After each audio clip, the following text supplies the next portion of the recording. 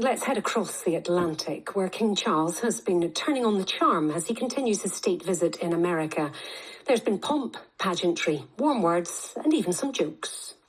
Indeed, you recently commented, Mr. President, that if it were not for the United States, European countries would be speaking German. Dare I say that if it wasn't for us, you'd be speaking French. The King getting a laugh from the audience at a banquet held in the White House in his honour.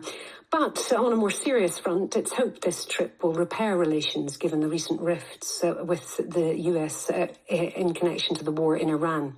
Well, Ian Houston is a global Scot and a columnist for The Herald. He joins us now from Washington, D.C. Ian, good afternoon to you. Thank you for being with us. Hello, Laura. This all sounds as if it's been really, the King has been really warmly received, has he?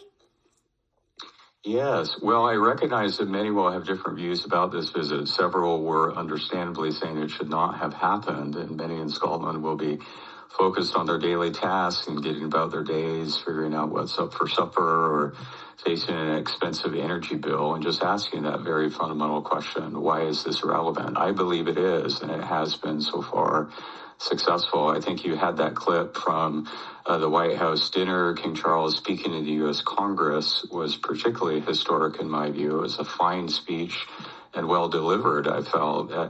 For me, what stood out was just a very substantive, diplomatic, and well-articulated message. It was calm, it was measured, it was unhurried.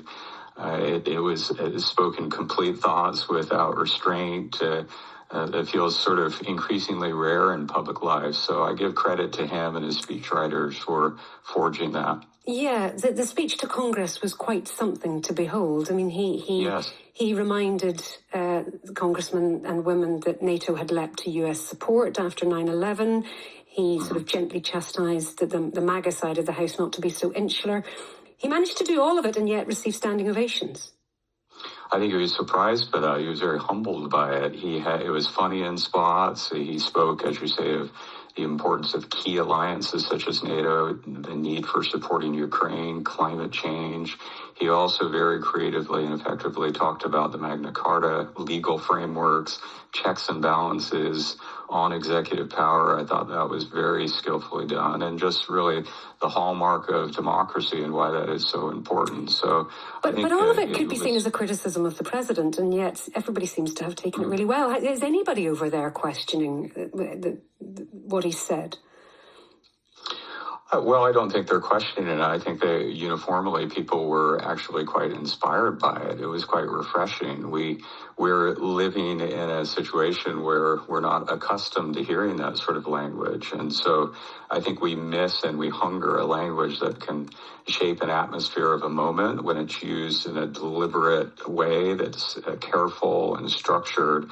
So I really actually believe there's a hunger for that. And so when we hear it in the political realm, we say, that's what I'm looking for. That's what I wanted to hear. And so it's not only, of course, limited to an individual like the King. That is perhaps incentive for other political leaders around the world. That's what we all wish to hear. And so he tapped into that.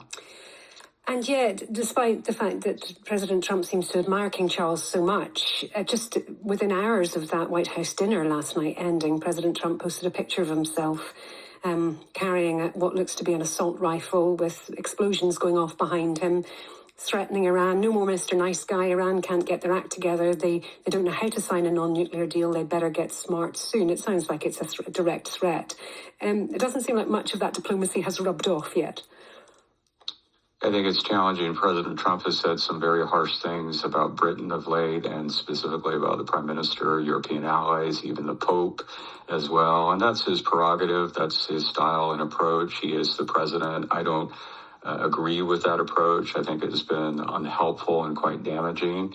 I think perhaps if there are low points in the special relationship, I think perhaps we are likely in one of those at the moment. But remember, political figures come and go, and the most lasting connections are forged between people who share common values. And the links between the U.S. and the UK, between Scotland and America, between the U.S. and Europe more generally will remain strong and warm because people do the heavy, long-term, genuine lifting. And so for me, in that, I have hope and faith. Ian, always good to hear your thoughts on what the events in Houston there. Is a global Scot and also a columnist for The Herald.